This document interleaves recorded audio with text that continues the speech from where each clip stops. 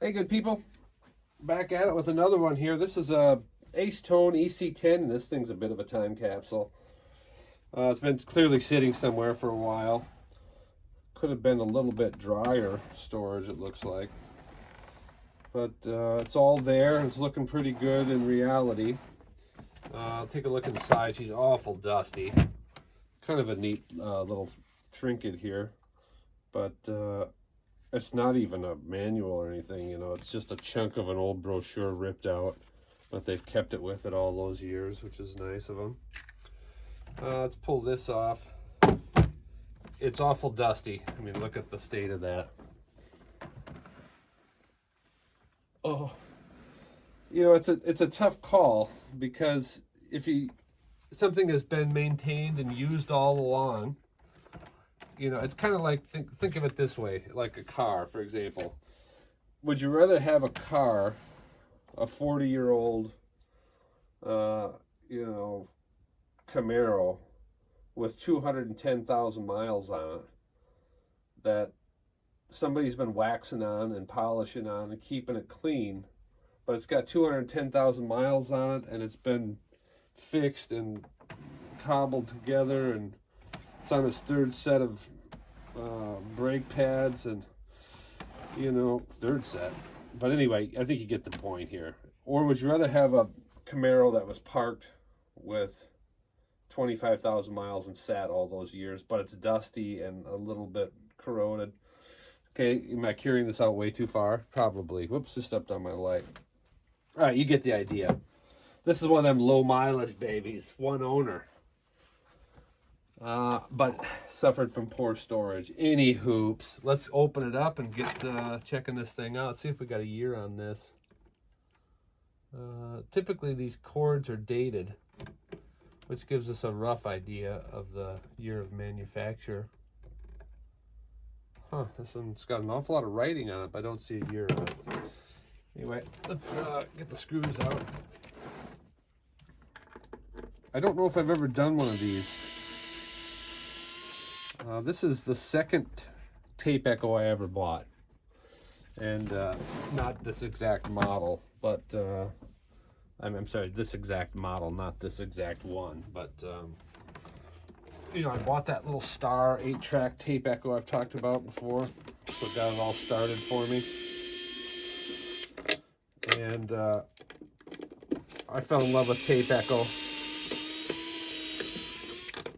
And then I found one of these, and I kind of wish I would have kept it. I had it for about 2 years and eventually just decided to sell it.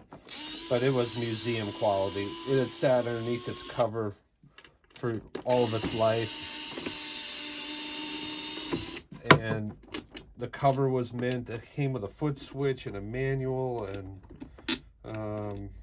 what else? Maybe that was it, the cover. But anyway, it was mint. And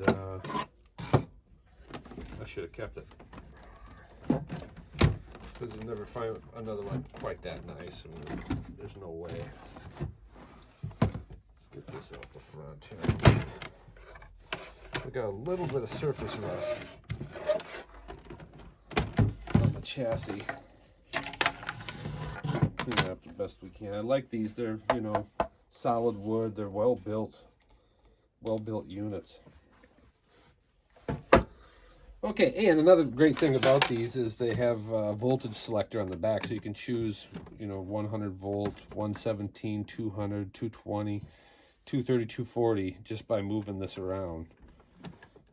And there's a circuit breaker, which is great too. Okay, first look. Let's check it out together here. We've got, unfortunately, the pinch wheel was not parked like this when I got it. I moved it over. It was parked against this roller. So if you have one of these machines, there's a little lock here. And there's not many machines that do this, but you don't want to let your machine sit like this, because it's going to put a divot in that pinch wheel. So the idea here is you move this over and then turn this little knurled screw, and you can lock this in a position away from that capstan there, so you're not leaving a divot in your pinch wheel. You know, so anyway, it was unfortunately up against it, but it doesn't feel that bad. So There's a pretty good one there, really. We'll see once we get it going.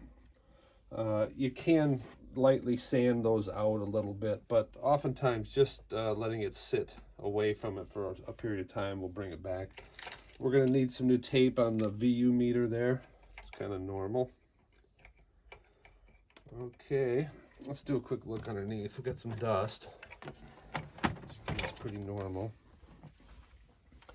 Move this up a little bit so we get, there we go. Something really unique with these is there's these things mount these little circuit boards mount right here. So if you take, I'm not going to do it because there's no need to, but if you take these two screws out, you can remove this whole circuit board and easily flip it over and work on it. If you want to replace these capacitors, which we may have to do, we'll see. But anyway, to repair these is super simple. Two screws, pull out the whole board, flip it over, work on it easily. You know, no confined space, and then slip it back in. You're loving it. So I love that that style. Anyway, I'm going to start by just hitting these. I haven't plugged this in yet. I got it about 2 weeks ago. It's been sitting on my floor. It's dusty. We're going to get those things moving around a little bit. Best way to get these is from the front. So not the case with most controls, but oh, we got a little chip in the VU meter too. I don't think I have one of those. Oh, look.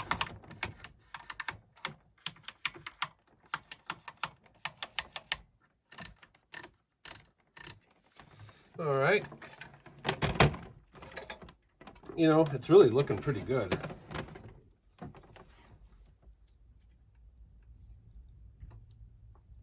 I don't know if we need to get that one more time from the bottom. Okay, you know, it's looking good. I'm going to spend a little more time investigating, but let's start by pulling this tape off, and I'll just clean up this deck and clean those heads. We'll start there, I guess. There. I'm going to go grab a rag.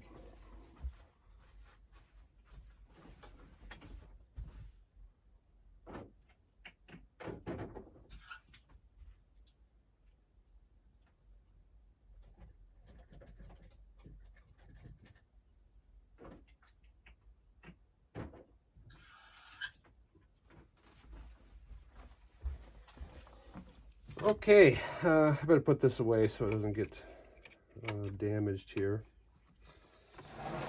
I'll put some tape on it right now, but I'm gonna go see if I have another non-cracked VU meter cover. Well, I just finished up an Epic for Bob Dylan's show. I had plans on going to more, but I caught 4 of his shows in the most recent tour, and did not disappoint. It was fantastic. I had an absolute blast. Went to Osaka for 2, and then caught 2 in Nagoya. Yoshiko went with me to 1, and then Alex, my buddy Alex, went with on 1, and 2 I just went by myself. I met a really cool dude actually in Osaka. I don't know his real name, but I mean, I do know it. I could look it up. I don't remember it.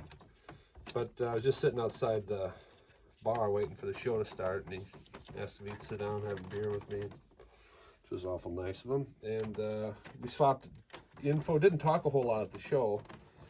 Swapped Instagram info, and ran into each other at the inside the show too, which is kind of cool. We ended up sitting not too far from one another. It was assigned seats for these shows, kind of a theater setting, you know. But anyway, Hige Kuma is the dude's name, and which means bearded bear in Japanese.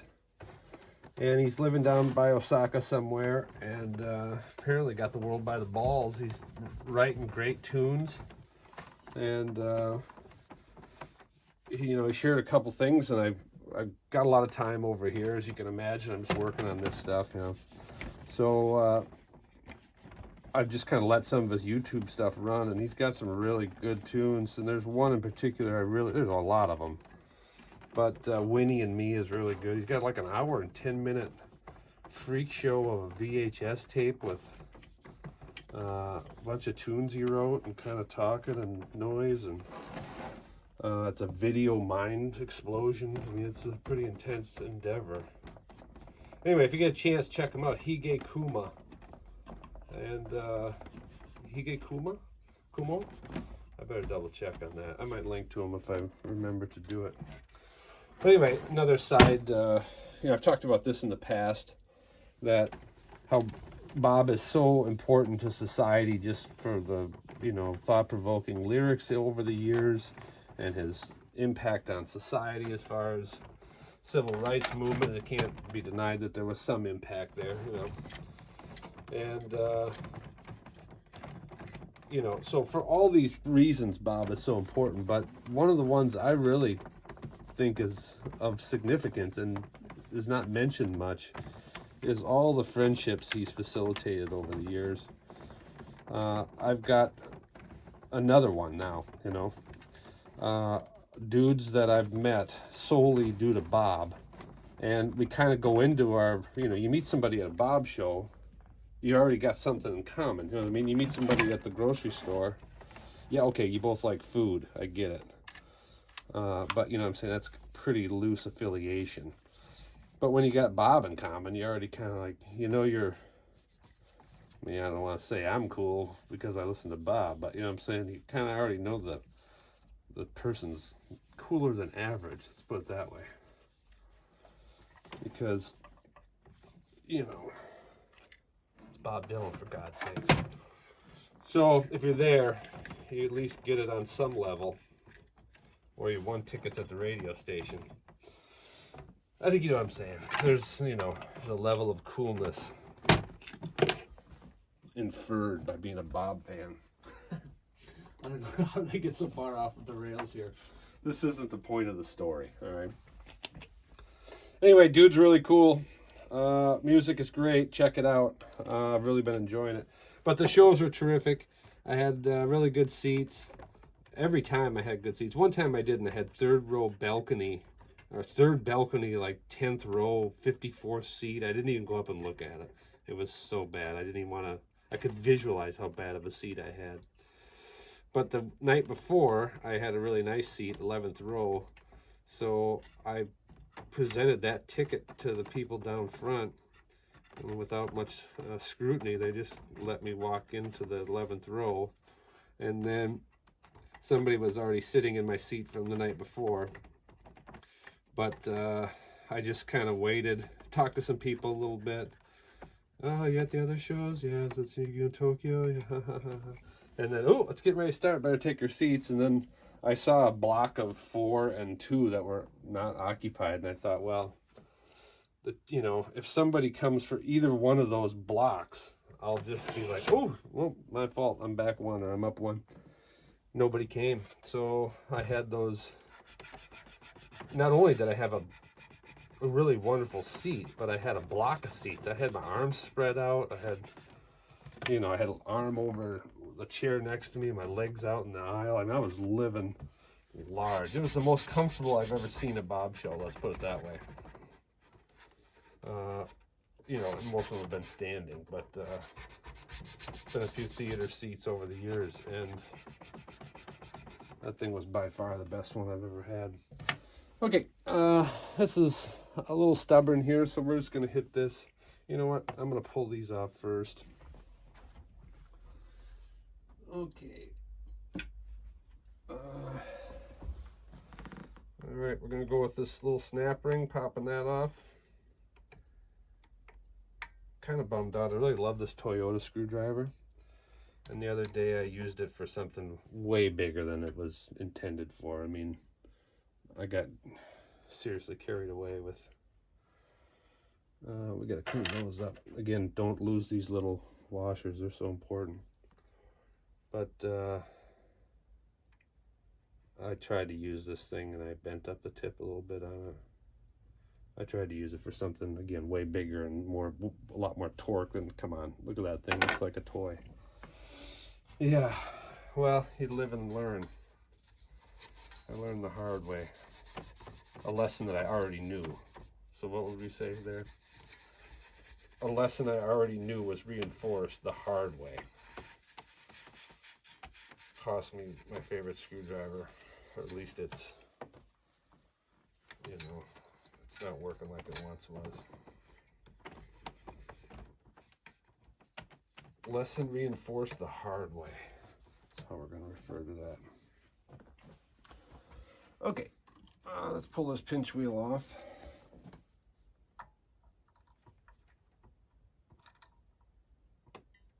Let's see, it's like now all of a sudden I'm like, see how many times I can grab a screwdriver. That's not ideal. See how easy life is? You get the right tool. All right, clean that up a little bit. The grease, you know, gets pretty hard. This is a little felt. Jesus, I'm not even close, am I? Little felt washer there. Sorry about that. Okay, you know, it isn't bad. I think we may, I don't know if you can see it here or not. There's a little divot there. You see that? That's a pretty big one. There's a little one right there. So we got a little one, we got a big one. We can sand that out, like I said, but we don't want to spend, you know, you can't just sand that out. You got to sand the high points around it. And otherwise, the thing becomes really oblong. And doesn't give a consistent rotation, you know. I don't want that. All right, try to stay away from steel wool on chrome, but it's a little aggressive sometimes. But these are pretty rough. They're not rough, but they're got a fair amount of rust on them, and that helped.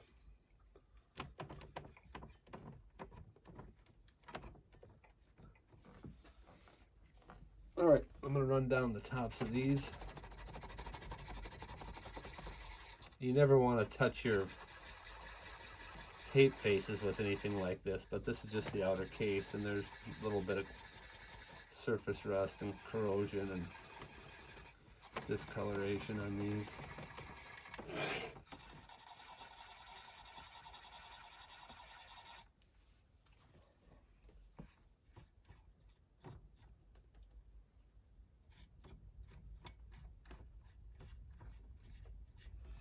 Okay, much better.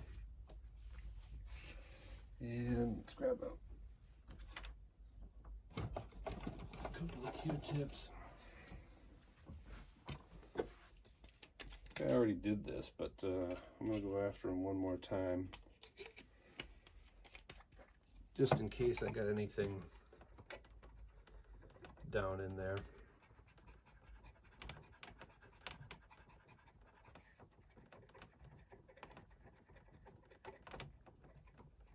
So I guess, did I wrap it up with the Bob shows? Not really. There's plenty more to talk about, I guess.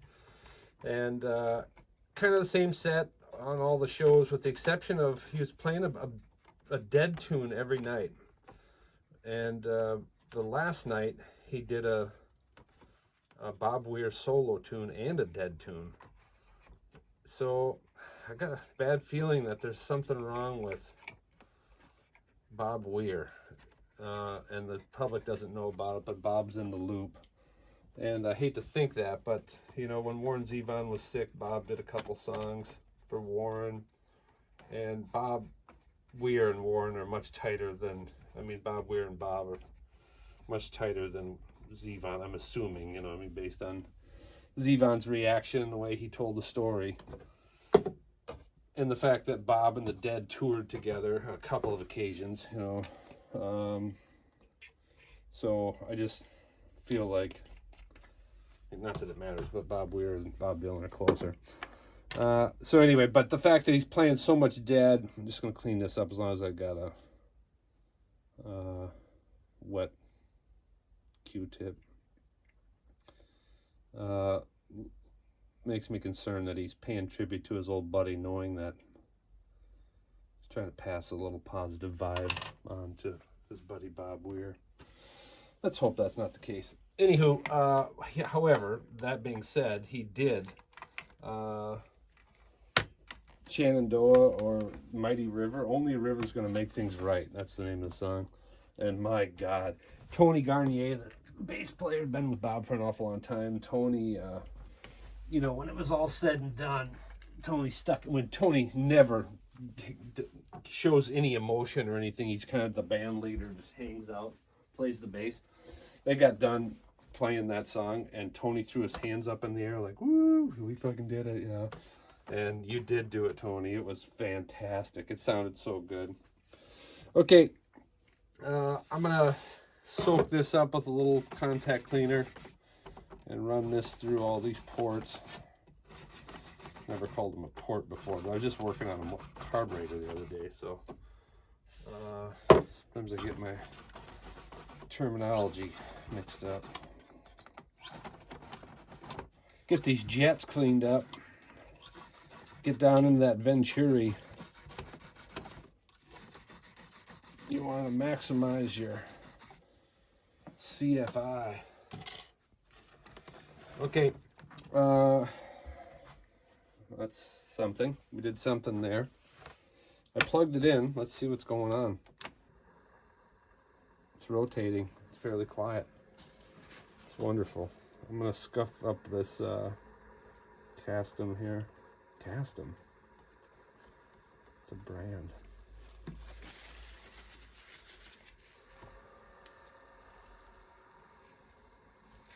Capstan. My God, it took me that long to think of it. We gotta edit some of this shit out. Okay, well that's all good news, isn't it? It's working great.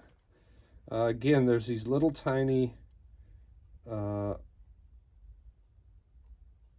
plastic urethane, I'm not sure what they're made out of, little washers that we got to be really careful with. We don't want to put any kinks or bends in them, and this is the hardest I've ever struggled to get one off.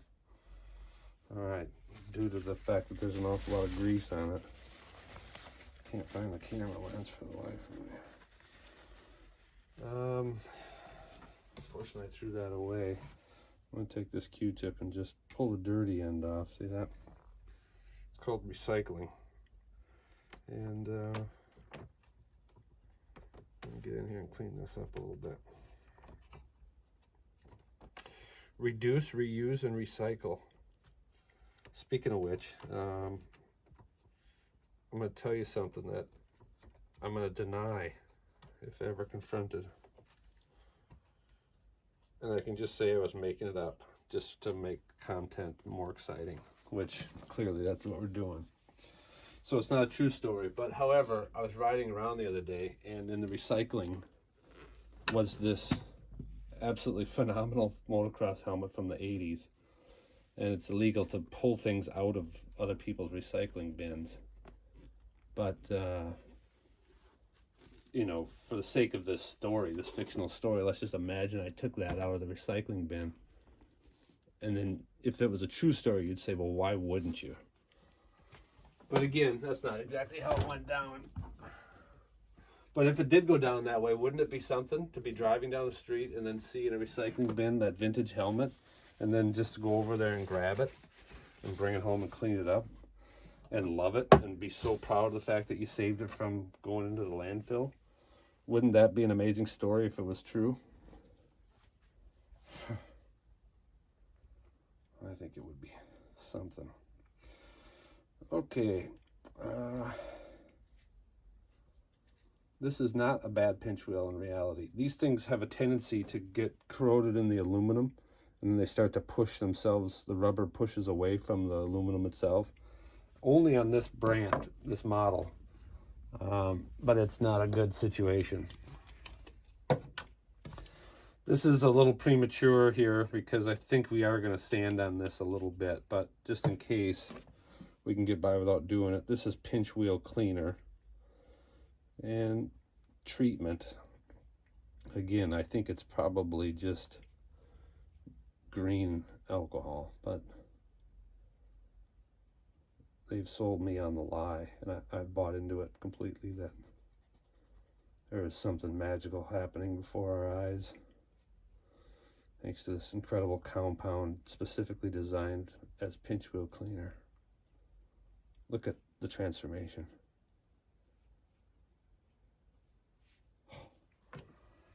They did that right. Okay, let's wipe her off. You want to keep some of that magic compound, let it soak in. It does look a lot better, so whatever it is. And let's see if we can just kind of swell that up a little bit. All right, we're going to let it ride. Sanding is a last resort, and we're not going to sand on it yet.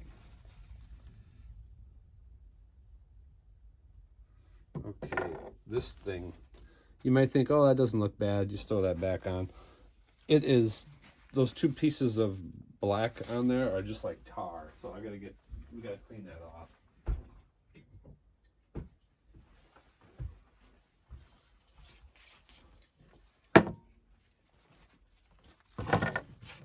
A lot of items here.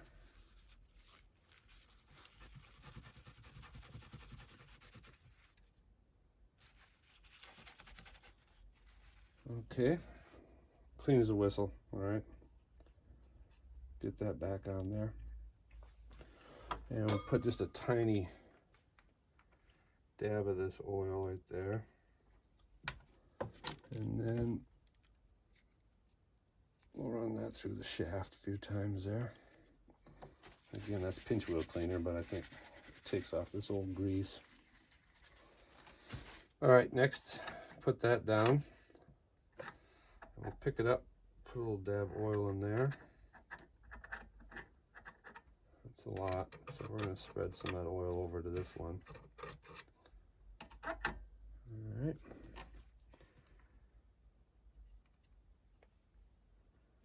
And then I'm going to go this route.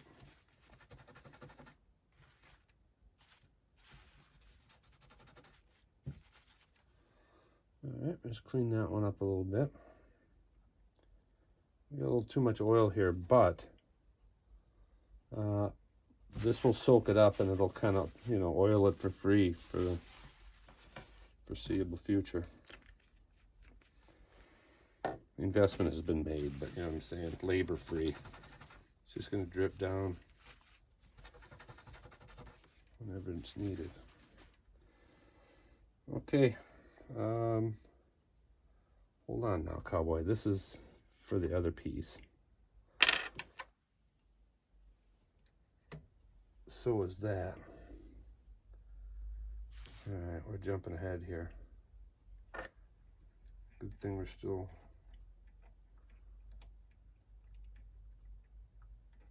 at this stage. Oh, now you're using your beam. Okay. That goes on the other roller, so we gotta chill. Okay, felt.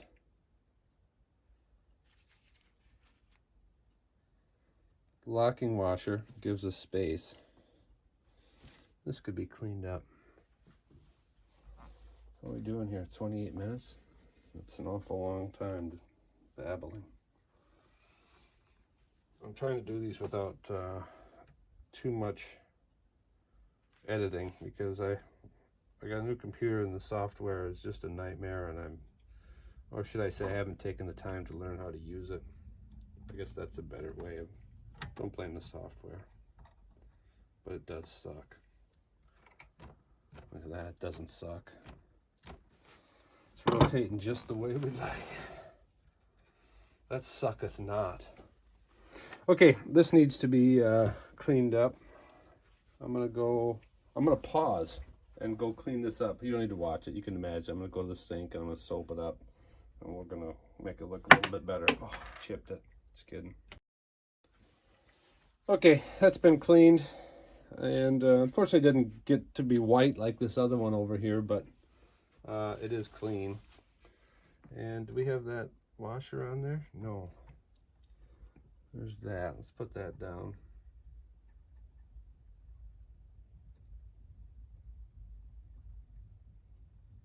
That's a tight.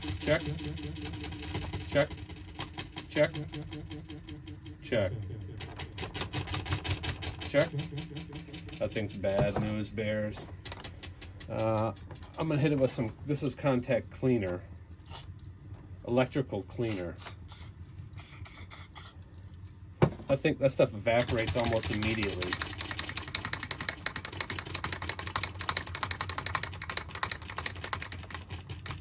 But it does a good job of getting stuff clean as it advertised. Check, check, check, check, check, check, check. One, two. Check, check, check, check, check. It's a lot better. Okay, hey, check. We're kind of spacing out, but this is exactly what we want to hear, you know? I couldn't be happier. So, what we're going to do next, I think I'll do this off camera. My videos get awful long, you know, for the payoff. And you can imagine what I'm going to do, but I'm going to take these off and just polish the chrome on those. And then I may come back with the camera for a couple tweaks, but I think we can clean up that echo a little bit. These are all adjustable pots here. So I'm going to just pre-hit these because we're going to give those possibly some turns. And we're just going to let them soak a little bit so that they can think about how they're going to respond here when I go to turn them. My recently damaged screwdriver. I'm just kidding, I'm not going to use that one. Okay, hey, we're looking great. All right, I'm going to clean up, take these off and clean them up. I'm going to clean up the cabinet and clean up the hinges on that. You don't need to watch me do that. I'm going to clean up this cord. It's not bad, but it's, you know, it's dirty. And then we'll come back for the reunification and final testing.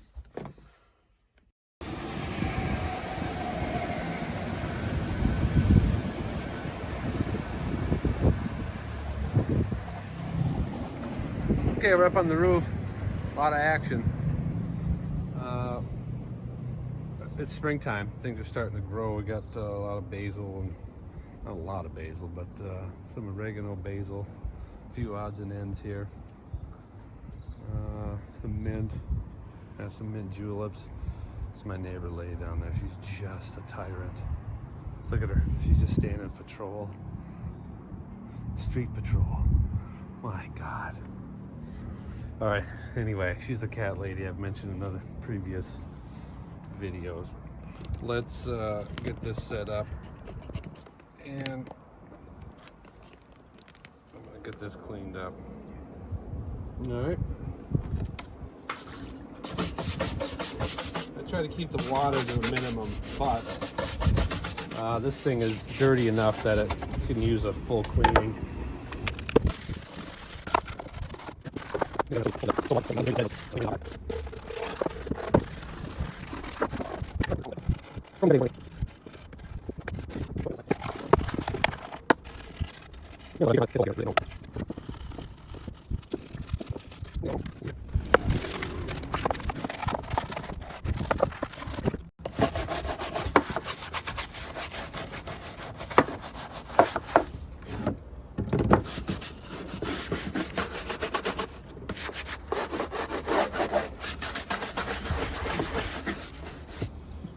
Okay, if I remember right, the inside isn't so bad, and I want to try to keep as much water off that as I can. So I think we'll do that with a rag.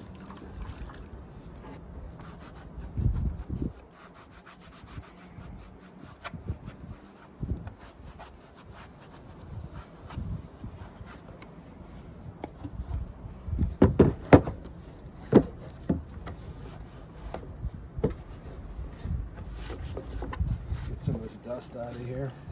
I really like these machines. They're, you know, they're almost a space echo basically. A lot cheaper, but super cool.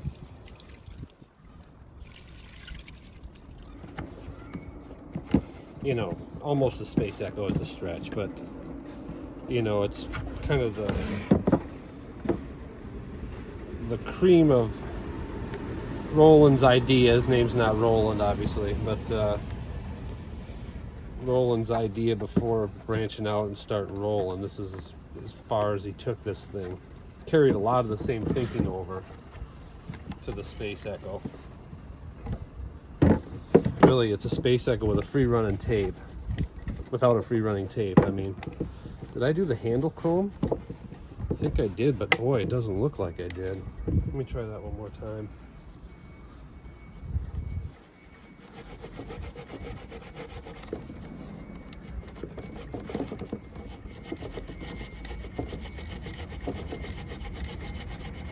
Alright, that might require some dental pick action.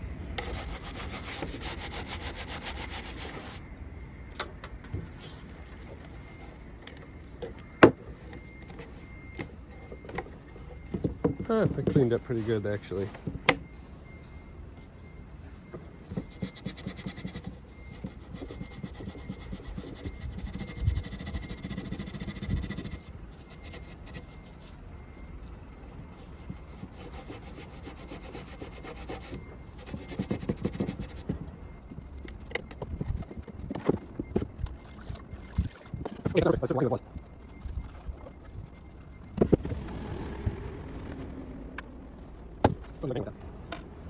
Okay, that's pretty good. We didn't get it all wet, but it's all almost all clean. Okay, I'm gonna clean it. I mess up here, and then okay, well, I got a couple of loose areas of Tolex glued down and a couple of troublesome spots I've curled up. I'm gonna let those sit under the clamps for a little bit, and I'll keep working on that. Okay, lots has happened. This thing is looking absolutely fantastic. And I didn't have a view meter lens. I thought I might have, but I looked around and didn't have one. But I cleaned up all of these and inside and out, and polished on the top a little bit more, cleaned up the back, and cleaned up the cord. The case turned out fantastic. I was up on the roof and did that. That looks really good compared to what it did, especially. There are tons of little specks of white paint on here that I went through and painstakingly removed. So let's reunite these two.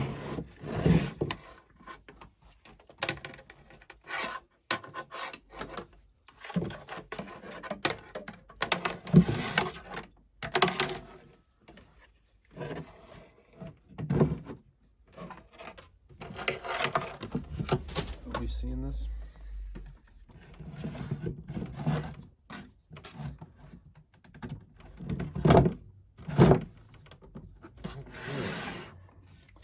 Okay, I mean, come on, look at that thing. Isn't it looking great? Let's bring you up a little bit. Oh, man, I like these units.